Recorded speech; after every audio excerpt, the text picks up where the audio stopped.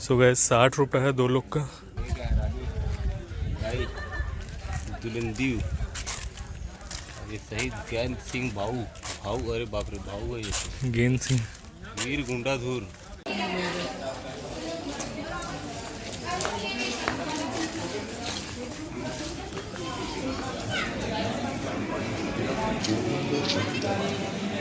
उन्हें अंग्रेजों के लिए बगावत का सेंटर घोषित करके स्कूल के शिक्षक बच्चों का शोषण करते थे। सेना और सिपाही आदिवासी महिलाओं और पुरुषों का शोषण करते थे। गुंडाधूर की बहन गलत बेग और मानव बेग की मृत्यु किसका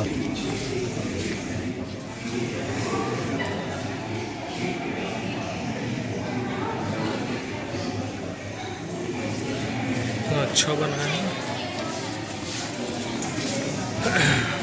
यही है ज्ञान सिंह, वीर गेंद सिंह।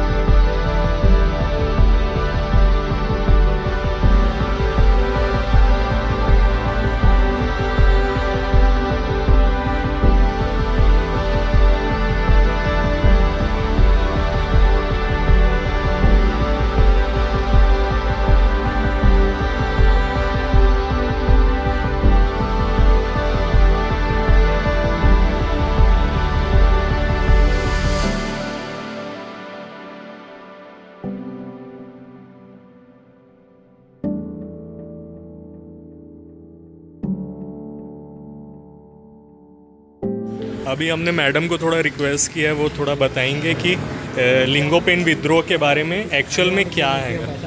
मैम थोड़ा डिस्क्राइब करके बताइएगा। ठीक,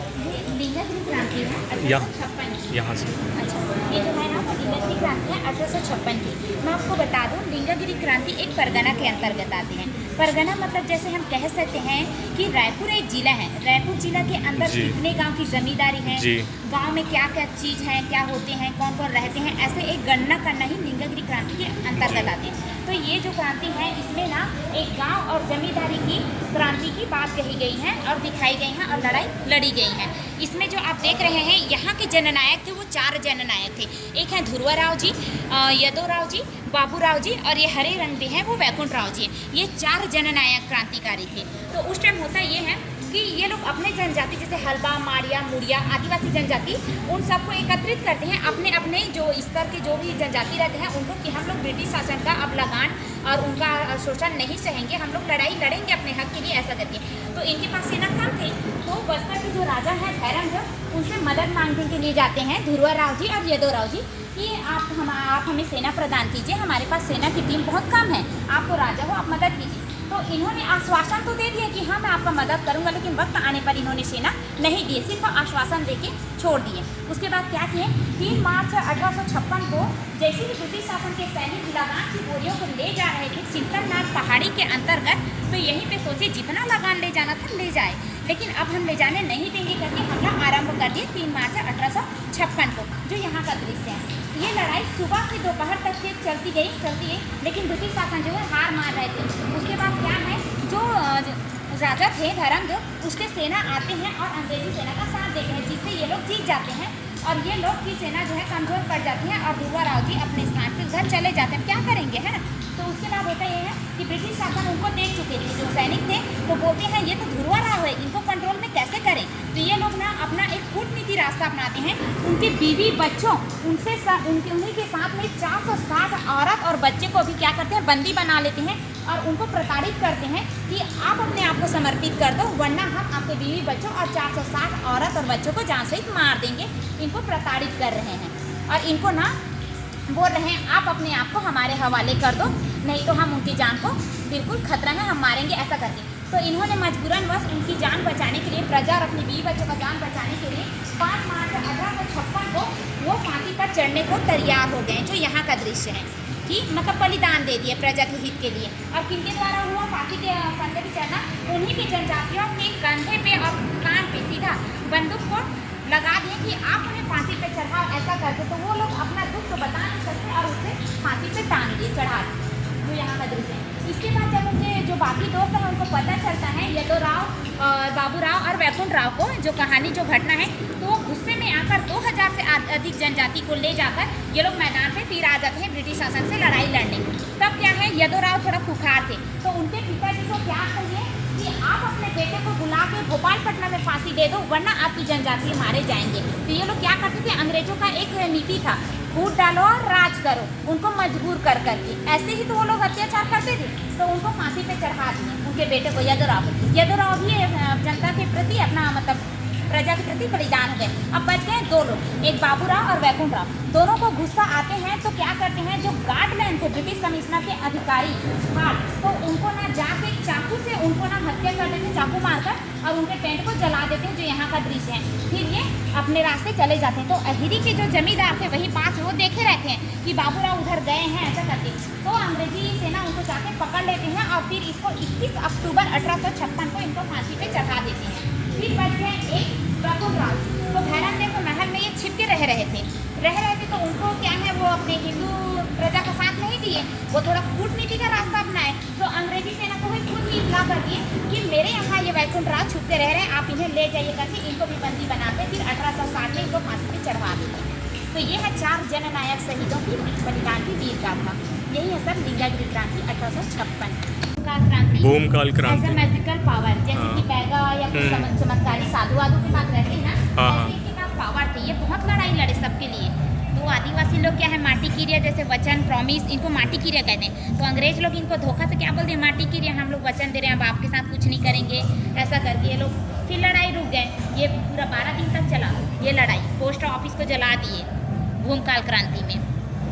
ऐसे ऐसे लड़ाई हुए हैं। तो वो ना उन्हीं के जो मित्र थे वो भांग पिला दिए उनको, मदिरा, और अंग्रेजों को बता दिए कि यहाँ थोड़ा सा ये लोग जश्न मना रहे हैं जीत का, ऐसा करके। तो अंग्रेजी सेना आए और गुंडाधुर को गोली में मार दिए। देखो तो वहाँ का दृश्य है। उसके बाद ना ये बोले कि तुम लोग मेरे को धोखा दे रहे हो, ऐसा करके कैसे भी करके वो बच निकले और जंगल की तरफ चले गए। तो आज तक ना अंग्रेजों की मतलब एक थीम थी कि उनको पकड़ना जिंदा या मरे हुए, ना तो उनका हथियार मिला, ना इनके कपड़ा मिला, ना ही ये खुद मिला। ये एज का मैजिकल पावर ये विलुप्त हो गए, विलुप्त हो गए। अदृश्य। हाँ, कानपुर में नाना हाँ, साहेब, बोलिए। आरा में कुंवर सिंह, अंग्रेज ये शहीद वीर नारायण सिंह का हाँ। सोना खान का विद्रोह जो कसडोल के पास, आजादी कसडोल के कसडोल। पास, बलौदा बाजार। बलौदा बाजार जिला। नायक इनका जन्म 1795 में हुआ था। इनका पूरा नाम शहीद कुंवर वीर नारायण सिंह, इनके पिता का नाम राम राय, और ये प्रॉपर बिझावर आदिवासी जनजाति से बिलोंग करती थी। इनका गांव सोना खान, जिला बलौदा बाजार, और इनका जो प्रिय घोड़ा था उनका नाम है कबरा। तो इनके पिताजी 300 गांव की जमींदारी थे। तो ब्रिटिश शासन 250 गांव को अपने अंडर कर लिए, अपने नाम में चढ़ा लिए। फिर इनके पिताजी के पास 50 गांव की जमींदारी बच गए। 1830 में उसके पिताजी का देहांत हुआ तो नया जमींदार शहीद कुंवर वीर नारायण सिंह बने। तो वहाँ की प्रजा क्या थे, वहाँ अकाल पड़ गए थे उनके इलाके में, आसपास क्षेत्र में, जो यहाँ का दृश्य है। तो उन्होंने तालाब खुदवाने की मांग रखी प्रजा कि आप हमें तालाब खुदवा कर दो, ऐसा कर। तो 3 तालाब खुदवाए, राजा सागर, रानी सागर और नंद सागर, जो वहाँ का दृश्य है। उसके बाद क्या है, यहाँ पास ये लोग को अनाज की जरूरत पड़े। अब तो तालाब आ गए तो अनाज भी तो चाहिए, फसल। तो ये लोग ना माखन लाल एक बनिया थे, उनके पास जाते हैं कि आप हमें अनाज दे दो, जब हमारे पास अनाज आ जाएंगे उगाने के बाद तो हम आपको सूट समय तो अनाज दे देंगे, वापस कर देंगे। लेकिन इन्होंने मना कर दिया। तो ये क्या किए, प्रजा की रक्षा भूख मिटाने के लिए गोदाम के ताले तोड़कर अनाज निकाल लिए। उतना ही अनाज निकाले जितना उनको जरूरत थी, जो यहाँ का दृश्य है, जितना जरूरत है, और बाकी अनाज को छोड़ दिए। तो ये सुबह सुबह क्या करते हैं, ब्रिटिश कमिश्नर के जो पुलिस अधिकारी थे उनके पास जाते हैं और बोलते हैं, कान भर रहे हैं उनका, कि आप जाओ मेरे गोदाम से अनाज चोरी किए, कौन, शहीद कुंवर वीर नारायण सिंह, उनको गिरफ्तार करो, ऐसा करके ये आदेश देते हैं। तो ये तो वैसे ही एक पॉइंट ढूंढ रहे थे उनके लिए, तो तुरंत जाते हैं सोना खान गाँव में और उनको गिरफ्तार कर लेते हैं 21 अक्टूबर 1856 को। गिरफ्तार करने के बाद इनको रायपुर के सेंट्रल जेल में शिफ्ट कर देते हैं। शिफ्ट करने के बाद जो हिंदू सैनिक थे अब प्रजा थे, वो ना एक सुरंग बना रहे थे जो लगभग ना पूरा 10 माह और 4 दिन लगे वो सुरंग को तैयार करने के लिए। उसके बाद ना उनको सुरंग के माध्यम से निकाल लिए गए। 10 माह 4 दिन तक वो जेल में ही थे और सुरंग बना रहे थे। ये उनके जो गाँव में कुरुपाट पहाड़ी के पास, और बोलते कि मैं आपका राजा जमींदार शहीद कुंवर वीर नारायण सिंह जिंदा हूँ, आप लोग की मुझे ज़रूरत है। ऐसा करके बहुत ही कम समय 500 बंदूकधारी सेना तैयार करते हैं जिनको बंदूक चलाना आता हो। और इनका जो शासन केंद्र था वो कुरुपाट पहाड़ी था, वहीं पे अपना रणनीति तैयार करते थे। सुंदरखंड में है तो उसके बाद ना ये लोग तैयारी कर लेते हैं और लड़ाई पे उतर जाती है। जो नदी आप देख रहे हैं ना, इसको जोक नदी के नाम से जोक जाना नदी। जाता है। हाँ, एक तरफ गिरोधपुरी धाम, एक तरफ सोनाखान गाँव, बीच में जो नदी बहती है उसको जोक नदी। तो यहाँ पे लड़ाई लड़ रहे हैं ये लोग, जो यहाँ का दृश्य है। लेकिन आग लगा दिए फिर, जो यहाँ का दृश्य है अत्याचार करने के बाद। तो सोनाखान गांव को पूरा आग लगा दिए। तो जो शहीद कुंवर वीर नारायण सिंह थे ना, तो जो जितने प्रजा बचे थे उनको कुरुपाट पहाड़ी में ले गए थे। लेकिन अहिरी के जो जमींदार थे, नहीं सॉरी, देवरी के जमींदार देवरी का उनके चाचा जी थे, तो वो ना चाहते थे कि अब मैं अंग्रेजों का साथ दूंगा, अगर ये मर जाएंगे या नहीं रहेंगे तो पूरा प्रॉपर्टी जमींदारी मेरी हो जाएगी। ऐसा करके ना वो साथ देते हैं अपना सेना प्रधान। तो कुरुपाट पहाड़ी सोनाखान गाँव को एक तरफ से घेर लेते हैं और इनको मजबूर कर देते हैं कि प्रजा को बचाने के लिए अब तो ये आएंगे आगे, ऐसा करके तो उनको बचाने के लिए अपने आप को सरेंडर कर देते हैं।